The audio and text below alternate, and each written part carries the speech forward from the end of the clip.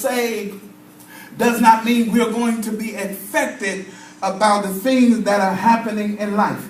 Saved does not exclude us from the testings and trials. Saved does not exclude us from being tempted. Saved does not exclude us from the battle, but it gives us the ability to handle the battle. And look at somebody and tell them, saved doesn't always mean that everybody's going to like you. And it doesn't always mean that you're going to be happy all the time.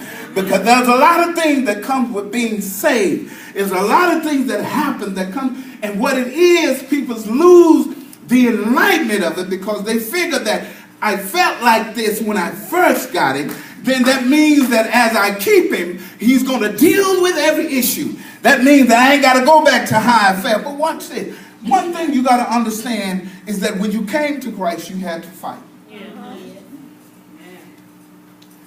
When you decide to join a church, you have to fight.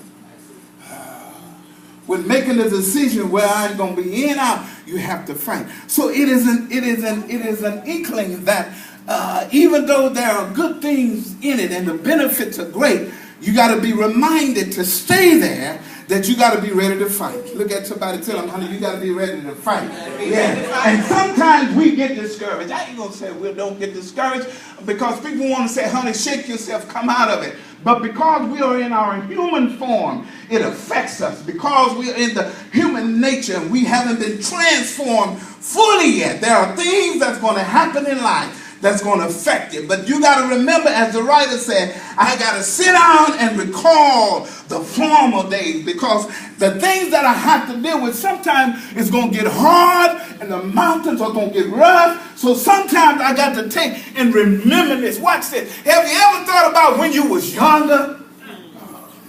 Y'all ain't doing enough thinking. Y'all ain't doing enough thinking. Have you ever thought about when you was younger and you used to go out and hoop? And you used to go out and stay out and nothing affect you. But as you got older, you feel like your bones don't move like they used to. And the thing you used to do, when you try to do, you can't do.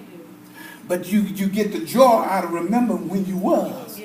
And now you got to understand that where you are, now you got to make some Kodak moments where you are. Text somebody and tell them you got to take some pictures of where you are. You got to make a Kodak moment where you are.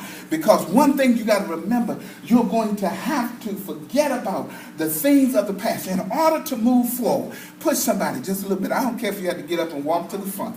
Just push somebody and tell them, you got to understand that I don't care how older you get. You cannot stay in the past and move forward.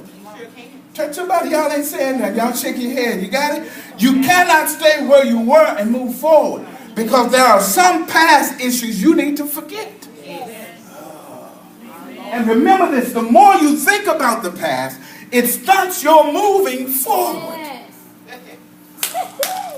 What do you mean, Pastor? Because you remember when you tried something last time and it didn't work, it brings fear for the next time you want to try it.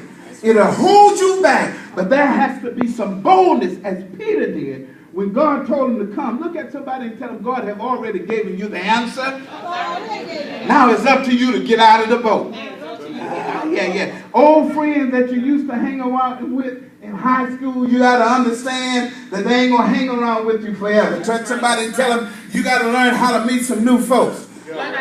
Talk back to me now. I get you out of here. I get you out of here. Touch them and tell them you're going to have to learn to associate with different folks, because everybody has a plan for their future. But let me tell you this. God made a promise that he will never leave you alone nor forsake you.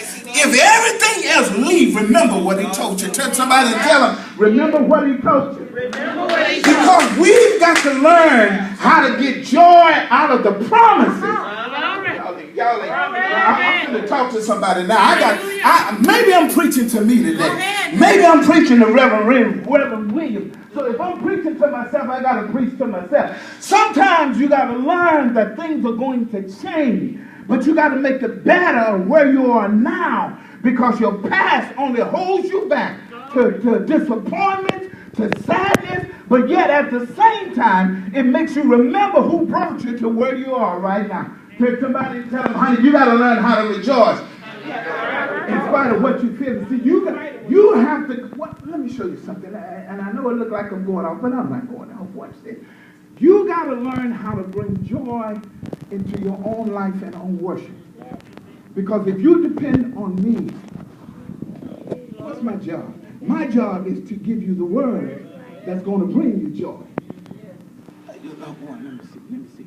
When you go to the store and buy stuff, they sell you what you need. But in order for what you bought to become active or become beneficial to you, you got to learn to use what you need, because the person that sold it to you is not going to come home with you to show you how. Y'all ain't got it. He ain't going to come home with you to show you how to use what you bought. So now when you get it home, it's up to you to figure out. Turn somebody next to you, just push him. I need to be on nationwide TV. I'm telling you where I need to be. Just push him and tell him, you got to learn to read the instructions in order to get the best benefit. Talk to me out of what you're about to use that's supposed to change what you're about to apply it to. Touch somebody and tell them, what have you been reading lately? Yeah.